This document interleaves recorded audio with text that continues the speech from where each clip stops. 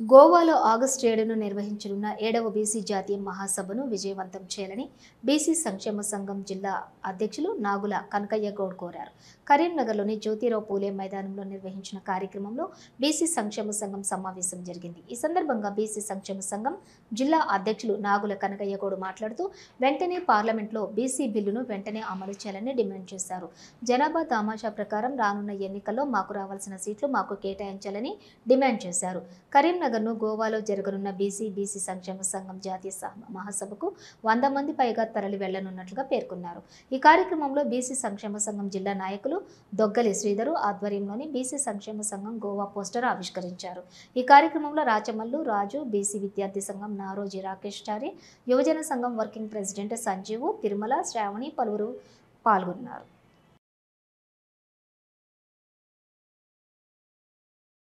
August 7వ తారీఖున జాతీయ సదస్సులు బీసీ జాతీయ సదస్సులు జాతీయ సంఘం అంతా కలిసి 29 రాష్ట్రాలకు ఒక 10 రాష్ట్రాల వరకు ఇప్పటికే ఈ యొక్క జాతీయ సదస్సులు జరిగినాయి. ఆగస్టు 7వ తారీఖు నాడు జాతీయ మహాసభ ఉన్నది. ఈ యొక్క సభను మా యొక్క కరీంనగర్ జిల్లా నుండి గోవాలో 100 మందితో అక్కడికి పోవడం జరుగుతుంది.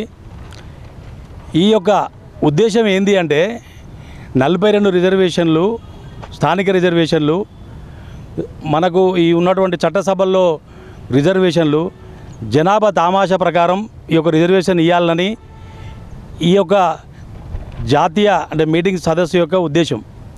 జనాభా మనం దేశంలో 80% ఉన్నా కానీ లెక్కల ప్రకారం 65% అని చెప్పి వీళ్ళు తీశారు. బీజేపీ ప్రభుత్వం ఈ యొక్క బీసీలకు అన్యాయం చేస్తున్నది.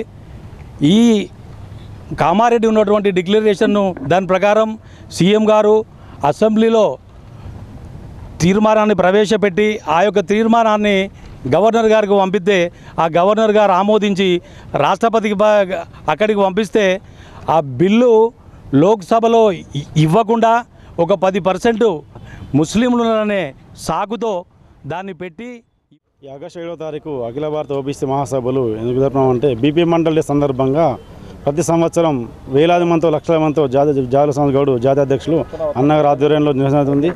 ఈ సందర్భం ఏంటంటే ఇప్పుడు రాష్ట్ర ప్రభుత్వం వచ్చేసి 40% అధికారం ఆమోదం తెలిపింది.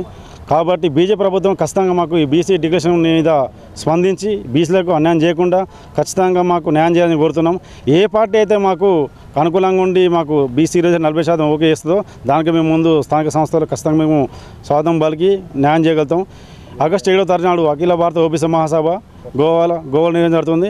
ఈరోజు బీసీ మహిళా సంఘం, బీసీ విద్యార్థి సంఘం, యువజన సంఘం ఆధ్వర్యంలో పోస్టర్ కార్యక్రమం నిర్వహించడం జరిగింది.